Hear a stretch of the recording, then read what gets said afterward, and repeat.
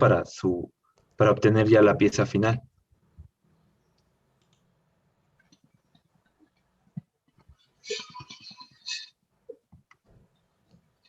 Bien, básicamente el proceso consta de una maquinaria muy grande, la cual tiene un mandril que por lo general puede tener la forma de la pieza que nosotros queremos obtener o una forma tubular para hacer un mallado a lo largo de este mandril y pues de la longitud que nosotros queramos. Estos carretes de hilos van pues colocando de manera ordenada, se van colocando de manera ordenada y trenzada sobre el mismo mandril mientras van girando y teniendo una rotación, un desplazamiento a lo largo de la circunferencia de la máquina. No sé si alcancen a ver el cursor, pero aquí están colocados todos los carretes que van trenzándose al mismo tiempo que van haciendo un recorrido en todo el perímetro de esta máquina.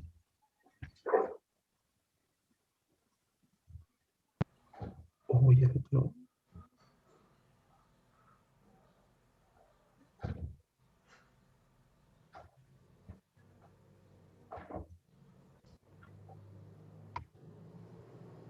Bien, la máquina pues tiene un código mecánico, una combinación mecánica entre estos pequeños engranes que se encuentran en la imagen de la izquierda, en la sección C, que se llaman horn gears, y lo que hacen es ir distribuyendo y generando el trenzado a lo largo de todo el recorrido circular de nuestra máquina de trenzado. En la sección B de la misma imagen podemos ver el carrete y una serie de mecanismos que hacen que el hilo se mantenga tensado y pues no se enrede ni genere alguna dificultad.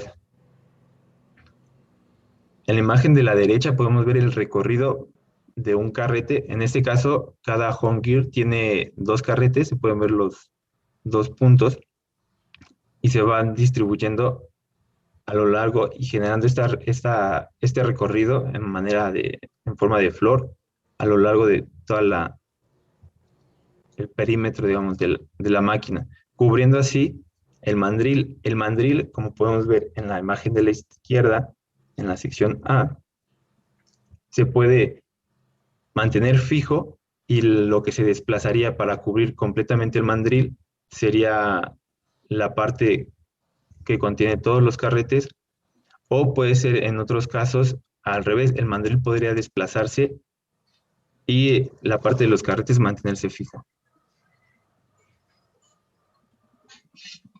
Bien, este código mecánico se controla a través de métodos numéricos por un ordenador, una computadora.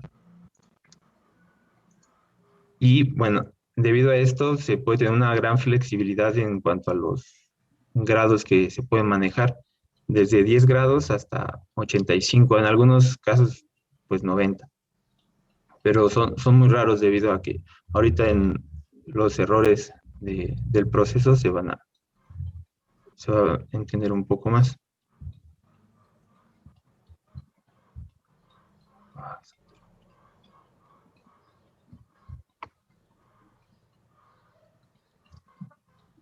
Bien, eso fue a grosso modo el proceso. Sin embargo, se clasifica en dos principales. El primero es el braiding dimensional, el cual se subclasifica en trenzado biaxial y trenzado triaxial. La diferencia es que, como podemos ver en la imagen superior de la derecha, las dos primeras, el trenzado biaxial solamente consta de dos sistemas de hilos trenzados entre sí y pueden tener diferentes patrones como los que se ven en color azul. Y el trenzado triaxial contiene hebras o hilos de refuerzo a lo largo de todo el eje del mandril y consiste en un sistema de tres hilos. Bueno, más bien ahí, bueno, sí, tracción, ok, perdón. Sí. Bueno, en ambos casos se disponen a través de todo el mandril y este proceso puede ser solamente para una pieza con una forma determinada del mandril o en secciones, o bueno, tener un mandril tubular y en este se podría generar, digamos, un trenzado de la longitud que se desee y tendríamos como las mangueritas que se vio al principio. Ahorita se va a ver un poco.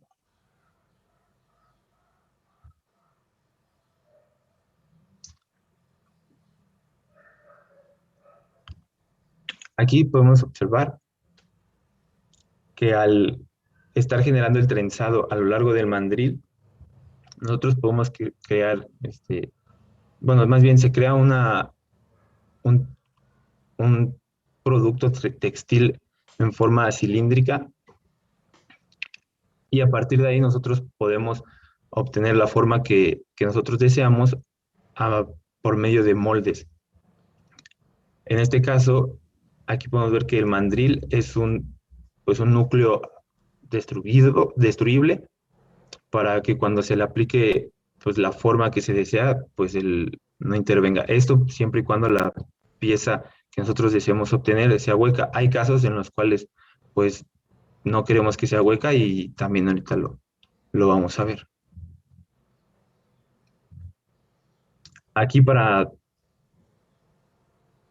ejemplificar un poco mejor lo anterior, con ciertos moldes se va ajustando y se va dando forma a la preforma para que nosotros obtengamos ya sea vigas con diferentes secciones transversales. Podemos tener las vigas con áreas huecas, con otro tipo de materiales como núcleo o con otro trenzado dentro de nuestra preforma que buscamos.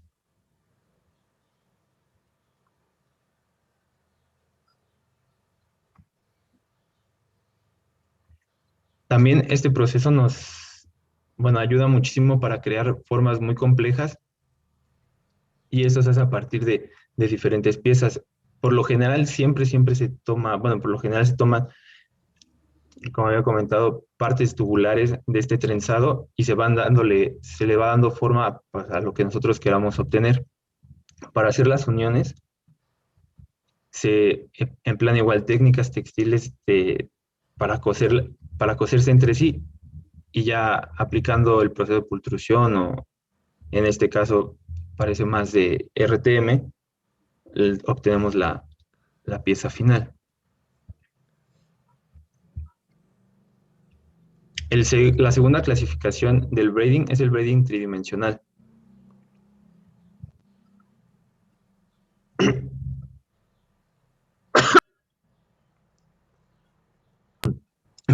Perdón. Bueno, el braiding tridimensional tiene un uso limitado debido a que el tamaño de la máquina pues, tiende a ser demasiado grande. Entonces se ve limitado por esa parte. Una de sus características es que no tiene refuerzo a través del espesor. Entonces, pues podría considerarse una desventaja en cuanto a esta técnica tridimensional. Sin embargo, aumenta la forma, aumenta la rigidez de la preforma final.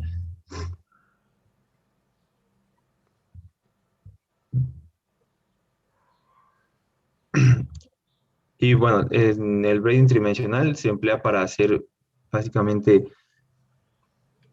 estructuras sólidas, por así decirlo. Igual para vigas con perfiles en I, C, J, etc.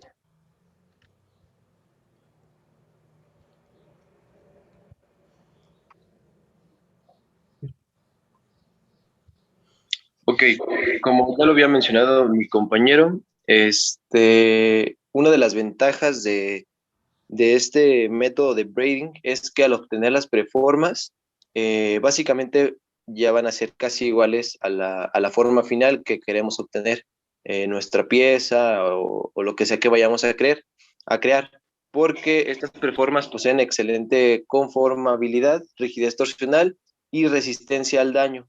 El comportamiento elástico del material final es semejante al que se obtendría con un refuerzo convencional, con porcentajes de fibra y orientaciones equivalentes, mientras que los valores de resistencia en el plano van a disminuir un 20% aproximadamente. Esto porque el daño que sufren las fibras cuando son trenzadas también se considera. Por eso se dice que sufre un pequeño daño al ser trenzadas. También algo importante de este método es que la orientación de la fibra tiene efectos significativos en la mecánica de las propiedades de los materiales compuestos. Una ventaja de usar una estructura trenzada en diferentes ángulos es la amplia gama de fibras orientadas en comparación con la que una estructura tejida con fibras a 0 grados y 90 grados solamente. También recordemos que eh, al estar trenzadas las hebras o las fibras nos van a proporcionar más propiedades mecánicas y va a depender del uso que le vayamos a dar a esa pieza. Podemos trenzarla como podemos observar en la imagen de la derecha. Ahí tenemos una hebra axial, que es la marca como braid axis, y de ahí se van desprendiendo a diferentes ángulos más hebras. Este ángulo se conoce como ángulo de trenzado y es un parámetro muy importante ya que el ángulo de trenzado determina las propiedades mecánicas del producto. Esto les digo conforme a lo que vayamos a requerir y a lo que necesitemos que nuestra pieza obtenga como propiedades mecánicas. Hay diferentes tipos de trenzado, pueden ser a 45, a 80, a 0 grados, a 30, 60, 90 grados. Todo depende de las características que vayamos a necesitar para nuestro material.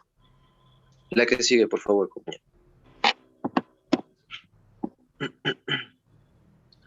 Ok.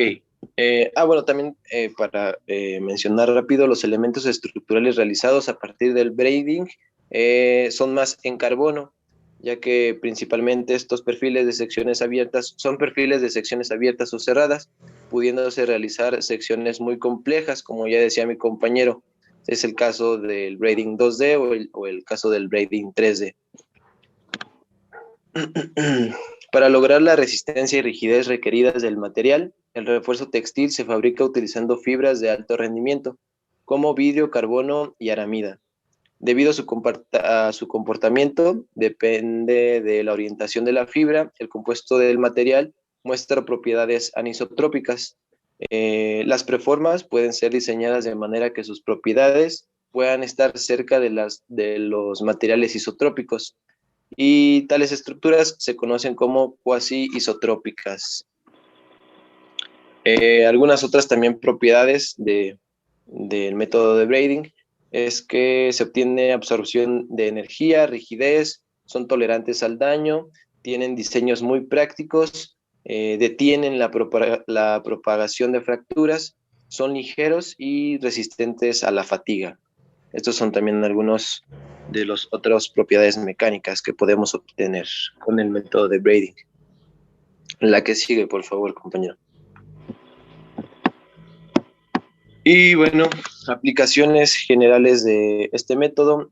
Los productos trenzados se utilizan tradicionalmente para la estética, como ya lo habíamos mencionado al inicio, y lo podemos observar en la imagen del lado izquierdo.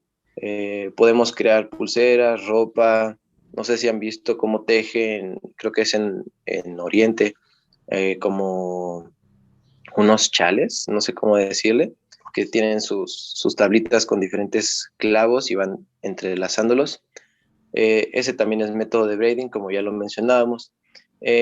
Además de las trenzas en forma de cuerdas, también han jugado un papel muy importante para iniciar la aplicación con materiales compuestos. De forma técnica, los usos del braiding se encuentran principalmente en diversas áreas textiles técnicas. Las fibras utilizadas para el trenzado varían según lo que se requiera. Tipos de fibras como yute, rayón, poliéster, nylon, polipropileno, acrílico, acero, sisal, kevlar, y etcétera, ¿no? Se utilizan para trenzar similar a las manufacturas textiles, como tejer y con el fin de soportar el procesamiento de tensión, de formación. Las fibras o hilos utilizados para trenzar requieren recubrimiento protector o tamaño. Ya decíamos que se obtienen preformas y a este se le aplica RTM o pultrusión. Las aplicaciones de braiding también tienen una amplia variedad en las industrias. La que sigue, por favor, compañero. El braiding tubular o el braiding más conocido, que es como en 2D o de núcleo sólido, se utilizan a menudo para mangueras de alta presión, hilos de pescar y redes. El braiding plano tiene aplicaciones en cinturones industriales. El braiding también se puede utilizar ampliamente para la energía eléctrica en cables de suministro principal. Una de las también aplicaciones principales de esta técnica es en el campo de los textiles biomédicos. Ejemplos del uso es el trenzado que se puede encontrar en los stents para ampliar el interior de las arterias, arterias sintéticas, que es la imagen que tenemos en la derecha superior. Esa es una arteria sintética creada a través del proceso de braiding. Hilos dentales, ligamentos artificiales para la rodilla, que es la imagen que tenemos en el lado izquierdo. Y diferentes varillas de implante, discos intervertebrales, etcétera. Todo esto se puede crear con el método de braiding. La que sigue también, por favor, compañero. Y bueno, enfocándonos más al área aeronáutica, el braiding se utiliza para los marcos del fuselaje del avión, interiores, hélices, estructuras de los asientos del avión, conductos de aire, columnas estructurales, estructuras como el tubo de lanzamiento de cohetes, tuberías de combustible, recipientes a presión, aislamiento de cables. Y bueno, también existen aplicaciones en equipamientos deportivos. Algunas bicicletas están creadas a base del proceso de braiding, los baits de béisbol, raquetas de squash, etcétera. Y bueno, aquí tenemos algunos ejemplos de los ya mencionados. Y creo que eso sería todo de nuestra parte. Bien. ¿Dudas, preguntas sobre el proceso?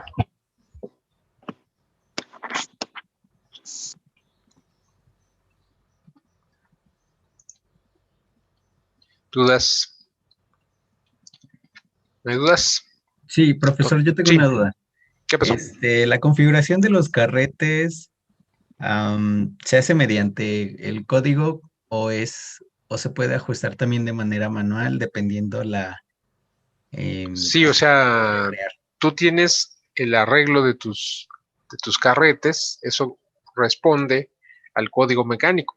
O sea, el código mecánico pues va a depender de lo que tú quieras, del tejido que quieras obtener y de la forma que se quiera obtener, ¿sí? Entonces, normalmente, pues eso tú lo tienes que diseñar de acuerdo al tejido y a la forma que vas o quieres obtener, ¿sí? O sea, de forma manual, o sea, ¿a qué te refieres de forma manual? O sea, si había posibilidad de ajustarlo, o sea, de forma manual, en dado caso de que Bueno, tú los hubiera pones algún de forma problema. manual, o sea, tú colocas, digamos, tus carretes, ¿no? Los colocas de forma manual. Pero obviamente, estos horn gears, los que están aquí, de hecho aquí está la figurita, ¿sí? Entonces, estos los tienes que mandar a hacer o los haces tú, ¿no? Por métodos de maquinado, porque normalmente son metálicos, pero justamente esta forma de las ranuras, pues eso va a depender de la trayectoria que tú quieras que siga cada uno de estos carretes. Entonces, tú primero tienes que analizar la cinemática de cada uno de los carretes y posteriormente tienes que hacer el diseño de este engrane de cuerno. Bueno, así literalmente esa sería la traducción, porque dependiendo de las posiciones en las que da la ranura, pues así va a ir moviéndose el carrete, que eso es lo que tú quieres controlar. Entonces, más bien es eso, ¿no? Ahora, las máquinas, pues sí, son de control numérico, pero aquí lo que están controlando es de alguna manera la velocidad con la que giran estos horn gears, que finalmente eso va a determinar el desplazamiento o la velocidad de desplazamiento de cada uno de esos carretes y el movimiento que debe estar coordinado con la velocidad de avance del proceso, es decir, ya sea del mandril o de todo el sistema de los carretes. Pero estos horn gears los tienes que diseñar tú, las ranuras, dependiendo la trayectoria que quieres que siga cada uno de los carretes. ¿Sí, más o menos? Sí, gracias. Igual otra duda, quizás no escuché bien, ¿de qué material está hecho el mandril? Es que eso es muy variable. Si tú vas a hacer una forma constante, pues puede ser un mandril sólido, es decir, metálico. Si tú vas a hacer una forma compleja, porque eso es lo que se puede hacer, miren, sus compañeros tienen ahí una imagen donde está, en realidad, el elemento que hace el avance del proceso es un brazo robótico. A ver, ¿dónde está esa imagen del brazo robótico que está jalando el Sí, mandril? tenemos un video. Ok, a ver, Apenas les voy a mencionar, ahorita sí, no sé si sí, después, pues de una pero vez, sí, se órale. ve completamente todo el proceso. Permítame un momento. Entonces, a ver, bueno, de una vez que lo Perdón, pongan. ¿se visualiza ya? Bueno, se visualiza tu pantalla, pero no el Pero, proceso, tienes que darle play. ok, ok. Sí, me refería a si ya se visualizaba.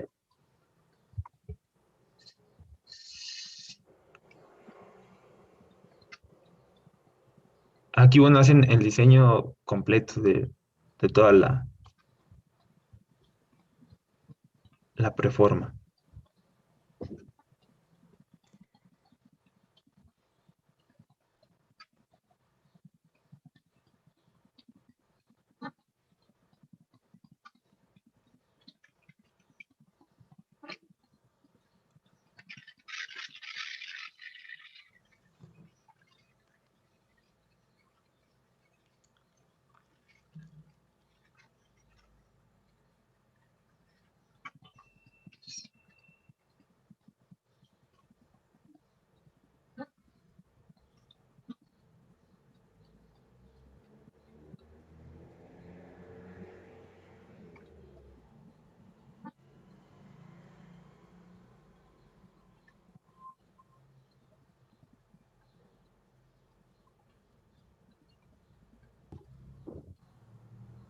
Bueno, el proceso también está orientado a piezas bueno, que tienen el objetivo de alto desempeño estructural. Entonces, por eso es tan minuciosa la revisión y todo lo que conlleva ahí.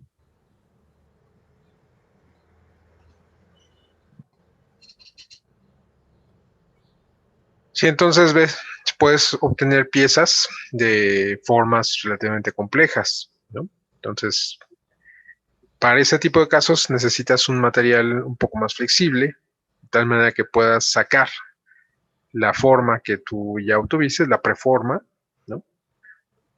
Con facilidad, ¿sí? Sí, más o menos. Sí, gracias.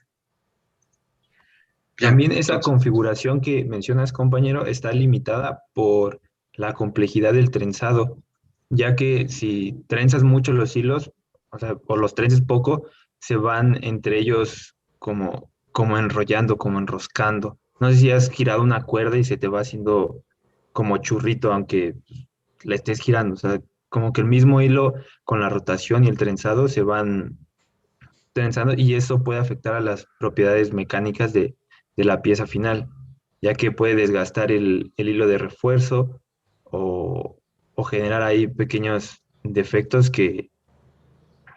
como mencioné, pueden alterar las propiedades mecánicas. Y eso se controla solamente hasta cierto punto, por el mismo ángulo que puedes aplicar ahí a la pieza. Sí, entonces, obviamente, el hecho de que tenga ondulaciones hace que la rigidez del material pues sea menor a un equivalente unidireccional. Y también la resistencia, obviamente, de esas ondulaciones también reducen la resistencia comparado con un unidireccional que se podía fabricar, por ejemplo, con bolsa de vacío. Sin embargo, todas estas ondulaciones, este trenzado, como dijeron sus compañeros, lo que hace es una pieza que es mucho más tenaz, puesto que, sobre todo en el braiding 3D, por ejemplo, es mucho más difícil que se propague una grieta dentro del braiding, en este caso, por ejemplo, 3D, y es muy fácil que se propague una grieta en un unidireccional. Entonces, sí, vas a tener una pieza con altas fracciones volumétricas de refuerzo que va a ser menos resistente y menos rígida que una pieza hecha por moldeo en bolsa vacío. Sin embargo, vas a tener una pieza muy tenaz. Es decir, una pieza hecha por moldeo en bolsa vacío con unidireccionales, por ejemplo. Si hicieras tú un ensayo para sacar el diagrama de esfuerzo de formación, pues verías una línea recta y después se rompe. En este caso, tú verías que la línea recta pues tiene menos pendiente y alcanza un valor menor de resistencia. Sin embargo, después tú verías algo semejante al comportamiento de los metales. Si en el comportamiento de los metales, una vez pasando el esfuerzo de excedencia, pues hay deformación plástica. Esa deformación plástica llega a un máximo y después se reduce y después se rompe. Bien, en este caso tú verías algo parecido, no igual, parecido. Entonces, tú verías una línea recta hasta un determinado punto y después empezaría a ver una curva. Ahí el material compuesto pues no tiene deformación plástica. Ahí más bien ya es una zona de daño.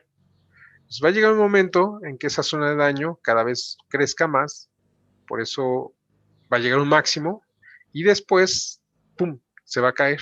¿Por qué? Porque hay algunas fibras que se van a romper, pero no va a caer súbitamente, sino que va a presentar como una forma de dientes de sierra con pendiente negativa, ¿sí? Pero entonces eso significa que tu área bajo la curva del diagrama esfuerzo de formación va a presentar un área más grande que, por ejemplo, en el caso de que si tuvieras un direccional. Entonces vas a tener una pieza que es muy tenaz. Entonces, ¿para qué sirve una pieza muy tenaz? Pues donde requieres tolerancia al daño. Por ejemplo, para hacer los elementos del tren de aterrizaje, por ejemplo, con material compuesto. Entonces, si tú hicieras esos elementos con moldeo en bolsa de vacío, con unidireccionales, pues no te quedaría una pieza muy resistente, pero poco tenaz, poco tolerante al daño.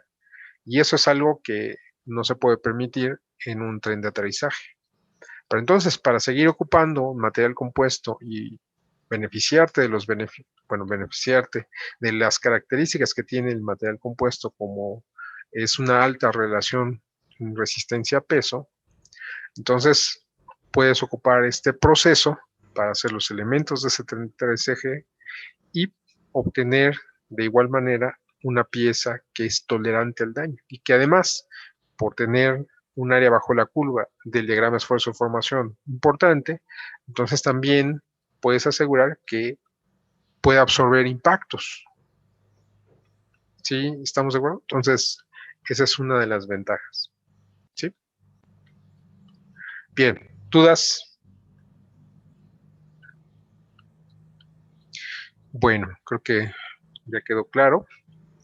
Entonces, les agradecemos a sus compañeros y vamos a pasar al siguiente equipo, que es de uso de compounds, creo, si no me equivoco. Sí, profe, pero ya se va a acabar la reunión. Lo presento de una vez. Ok, entonces nos salimos y nos volvemos a meter, ¿no? Por favor.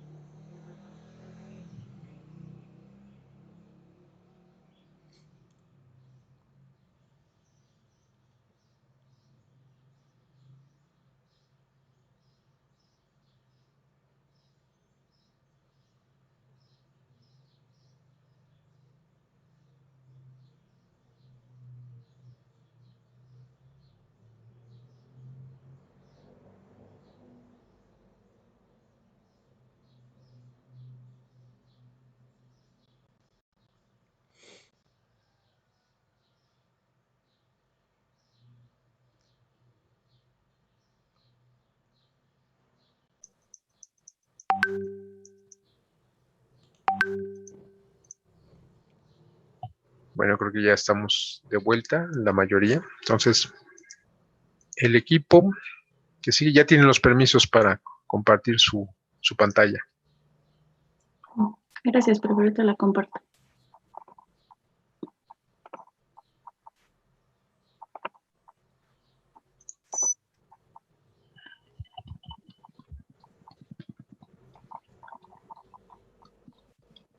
¿Ya se ve mi pantalla? Sí.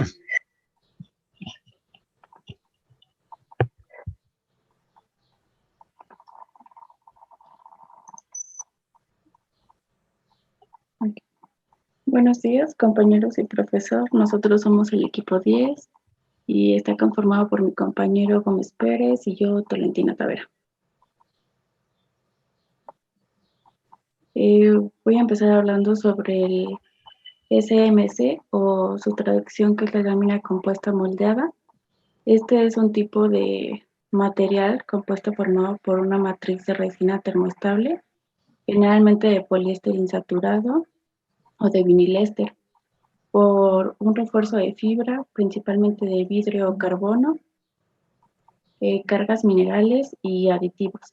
Estos se añaden con el objetivo de mejorar o proporcionar unas determinadas propiedades finales a la pieza, características y su comportamiento durante el proceso de transformación. Se añaden aditivos como lo son los catalizadores, inhibidores, aditivos termoplásticos, agentes esmoldeantes, espesantes y pigmentos. Esto consiste en el moldeo de un preimpregnado formado por una resina termoestable, reforzada con fibra presentada en forma de hilos cortados o continuos, obteniendo la pieza al final a través de la polimerización de la resina mediante un proceso combinado de presión y temperatura. El preimpregnado es una pasta formada comúnmente por la pasta madre y una resina de poliéster insaturado. Y el refuerzo, que en este caso son las nanofibras de carbono o las de vidrio. La pasta madre es una formulación estándar que está compuesta por la resina maleica con un contenido en dicha pasta madre que torna al 28%, un aditivo termoplástico que se utiliza para compensar la contracción de la resina de poliéster al polimerizarse, asegurando la precisión geométrica de las piezas y un buen acabado superficial.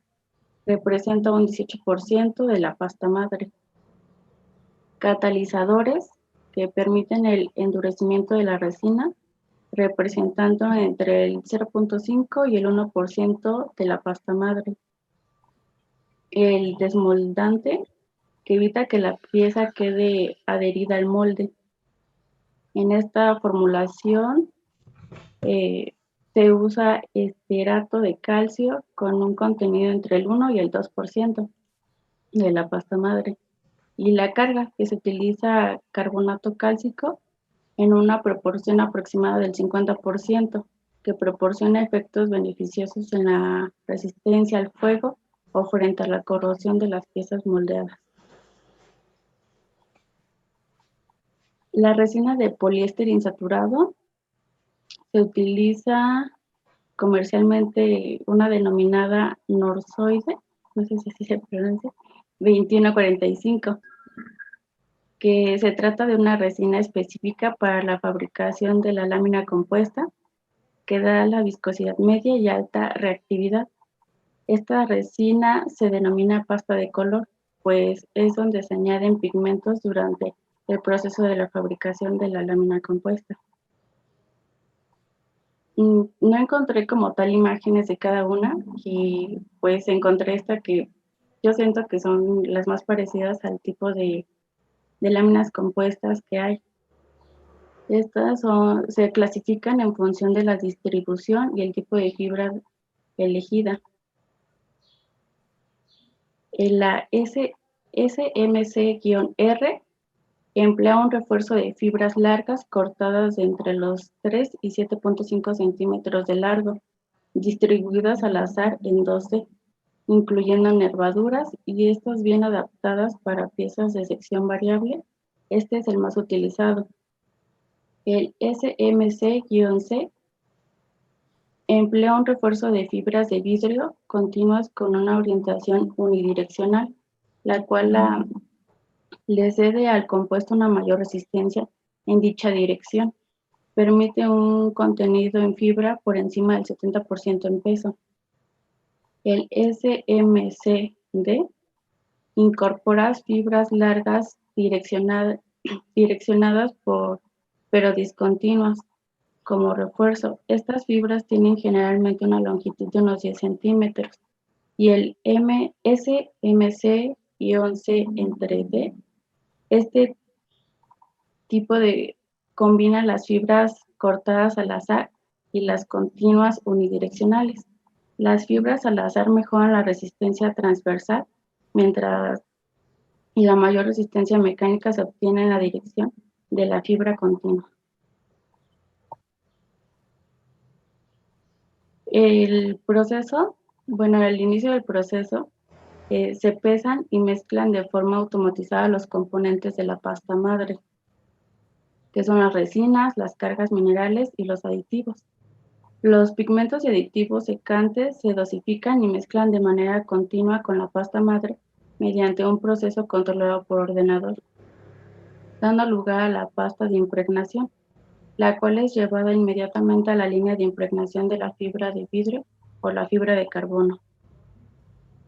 La pasta de impregnación se deposita sobre unas cajas dosificadoras, bajo las cuales se desliza un film transportador. ¿Sí alcanzan a ver mi cursor? Sí. Aquí es el paso número 1. Bueno, aquí es donde se mezcla toda la pasta madre, se añaden los pigmentos. Esta va a ser la caja. Esta es la caja dosificadora.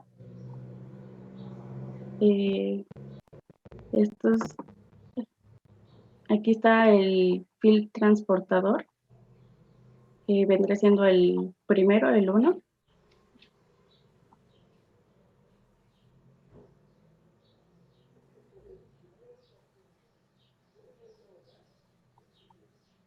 Simultáneamente se corta la fibra de vidrio, que es en esta parte, aquí se va añadiendo a una longitud predeterminada, cayendo sobre la capa de pasta de impregnación, que sería aquí.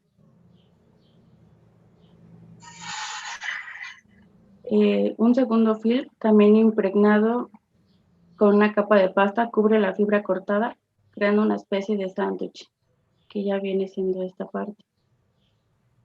La lámina resultante se conduce a través de una serie de rodillos de compactación para asegurar la perfecta impregnación y humectación de las fibras cortadas. Al final de la línea de impregnación, la lámina puede enrollarse en bobinas, en mega rolls, o bien plegarse en zigzag dentro de las cajas, que sería este último paso.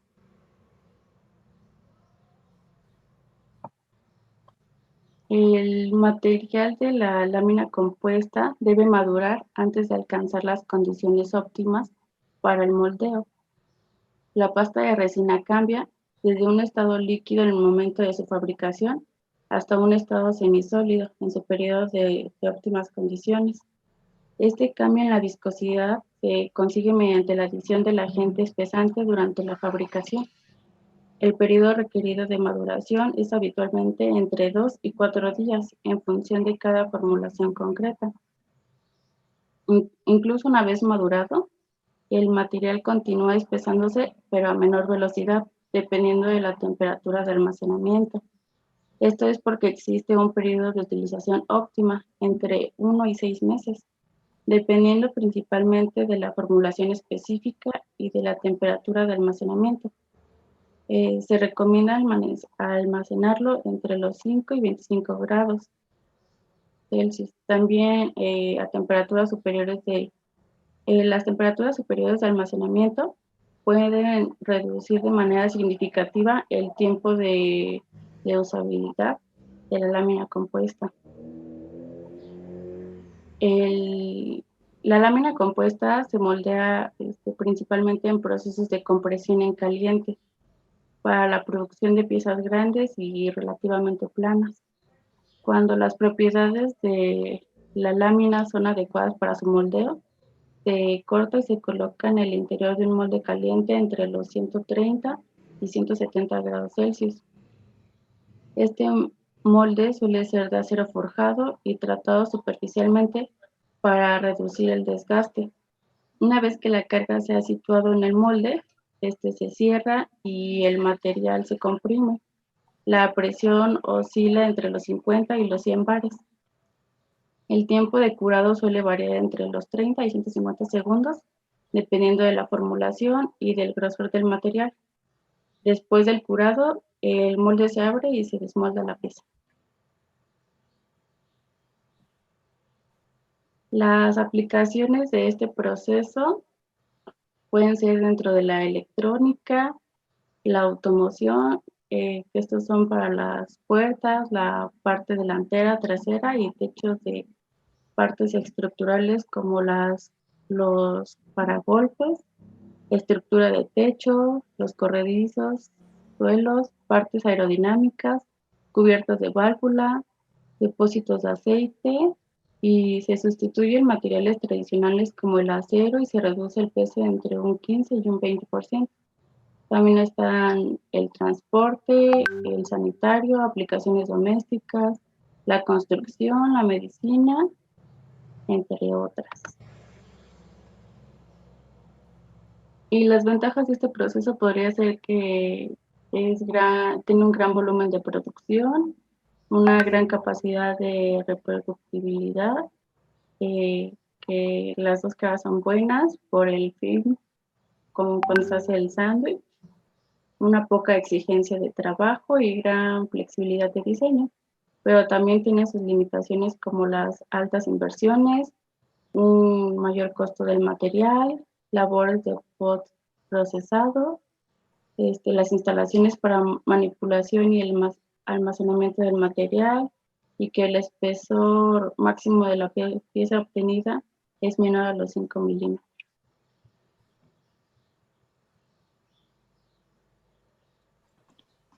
Bueno, a continuación yo les voy a hablar del Bulk Molding Compounds, también llamado compuesto de moldeo a granel. Puedes pasar a la siguiente, por favor. Bueno, primero vamos a definir qué es. Precisamente es una mezcla voluminosa de fibras de vidrio picado, pasta de resinas y rellenos. Esto es similar al SMC, como ya se lo había mencionado, solamente que a diferencia, viene en masa, no viene en placas. También se utilizan algunas fibras como lo que es la sisal, amianto, carbono, aramita, trapo de nylon picado, madera, y tiene la fibra de refuerzo común que es el vidrio electrónico. ¿Puedes pasar a la siguiente, por favor? Las composiciones del BMC principalmente, como ya lo había mencionado, tiene una mezcla de fibras de vidrio de 1/8 a 1/4 pulgadas. La resina contiene relleno, catalizador, pigmentos y otros aditivos. El nivel de refuerzo de fibras específicamente del BMC es del 10 al 20% y se suelen hacer con extrusión. Como podemos ver aquí, tenemos una ficha técnica donde marca las diferencias del BMC y el SMC. Como diferencia principal tiene el porcentaje de fibra de vidrio, que es del 10 al 25 en el BMC y del 25 al 35 en el SMC. Su densidad es de 1.8 a 2 en el BMC y en el SMC es de 1.5-1.7. La resistencia a la tracción es de 28 a 55 y de 82 a 138. El módulo de tracción es de 3.4 a 10.3 y de 6.2 a 13.8. La resistencia flexural es de 69 a 172 y de 172 a 276. Módulo fluxual es de 5.5 a 8.3 y de 6.9 a 8.3. La energía al impacto es de 0.15 a 0.55 y de 0.55 a 1.1. Y el coeficiente de expansión térmica es de 0.4 a 8.3 y de 5.5 a 10. Como se puede observar claramente, el BMC, por tener menos porcentaje de fibras, disminuyen sus propiedades mecánicas, a diferencia de lo que es el SMS. Puedes pasar. Bueno, ahí abajo se tiene una foto donde se puede observar bien la fabricación del BMC, que se ve primero donde se tiene la tolva, donde se van a mezclar todos los elementos que son los pigmentos y las fibras. Después de allí se le agrega la fibra de vidrio en un como molino. Después llega a una compresión para así ya formarse la pasta. Puedes pasar a la siguiente. Bueno, los procesos principalmente se utilizan para el BMC es la inyección y la compresión. Como se puede ver ahí en la extrusión, el material BMC entra a una tolva donde entra la parte del lucillo y un momento, por favor.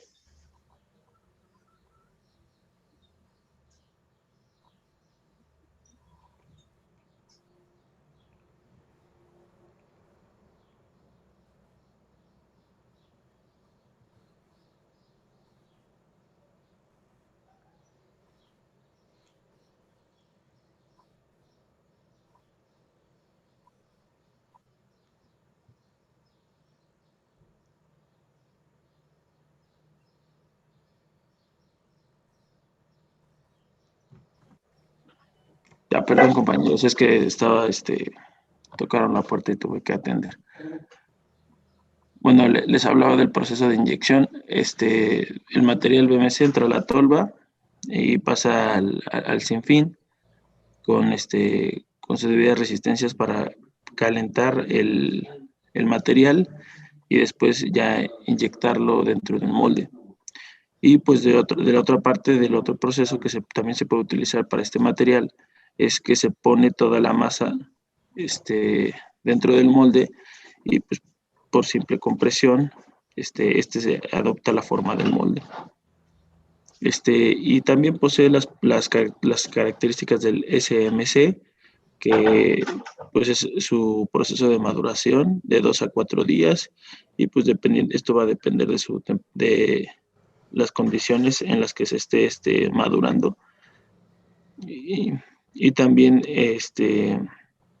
existe un proceso de almacenamiento óptimo de 1 a 6 meses, dependiendo principalmente de la fórmula específica y de la temperatura de almacenamiento, que es recomendable entre los 15 a los 25 grados centígrados.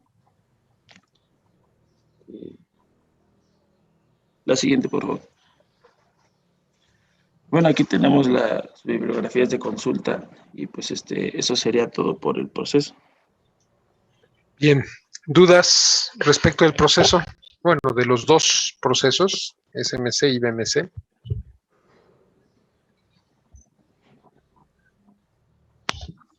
Entonces, en realidad, el BMC o el SMC son insumos. Bueno, más bien, el sheet molding compound es el insumo, así como el bulk molding compound es el insumo.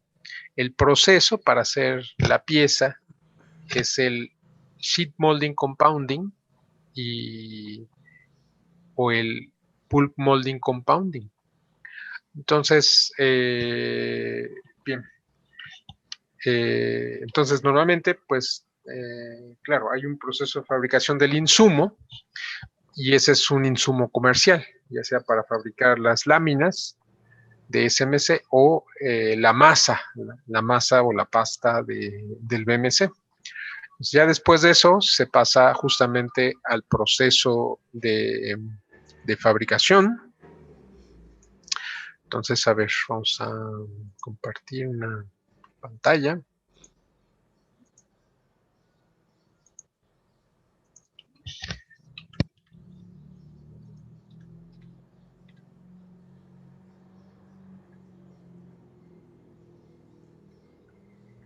Bien, entonces,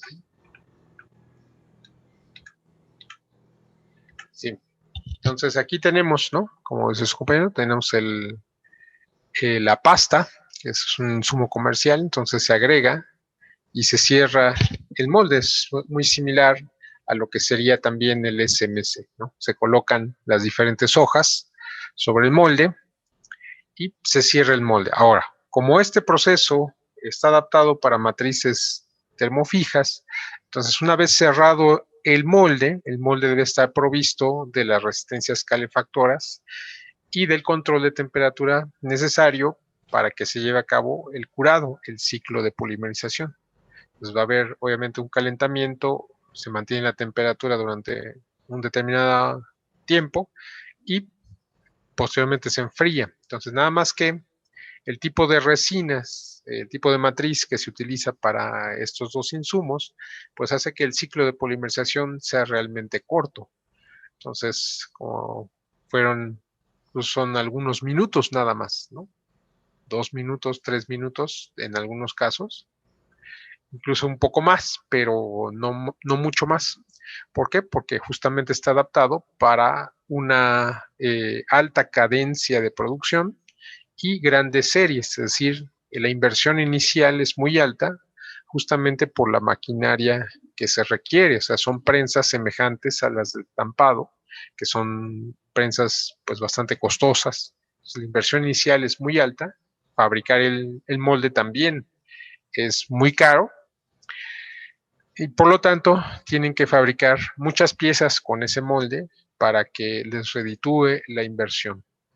Entonces, sí es Sin embargo, pues una vez hecha esa inversión, pues realmente es relativamente barato. Entonces se pueden fabricar ese tipo de piezas relativamente complejas. En el caso del SMC, pues sí puede haber piezas con un desempeño estructural pues importante, tal vez no para estructura primaria de aeronaves, pero sí pues, se pueden fabricar para piezas con desempeño estructural importante, sobre todo cuando se usan los unidireccionales, las capas de unidireccional, entonces ahí sí se puede obtener una pieza con un importante desempeño estructural. En el caso del BMC, ahí no, definitivamente no, se pueden fabricar piezas relativamente complejas,